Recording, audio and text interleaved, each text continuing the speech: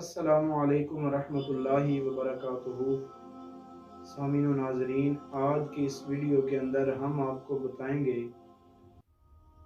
کہ جب کسی کو دشمن یا کسی موذی جانور کا خوف ہو اس کے لیے ایک انمول وظیفہ ہے۔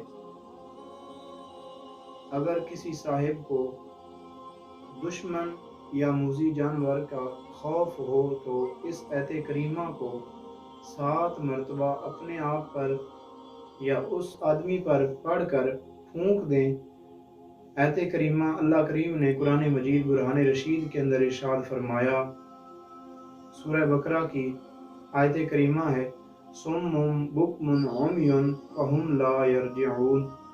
اس آیت کریمہ کو 7 مرتبہ پڑھ کر اس آدمی پر پھونک دیں یا اپنے آپ پر پھونک دیں، انشاءاللہ آپ کا خوف اس موذی جانور سے یا دشمن سے آپ کو خوف نہیں آئے گا۔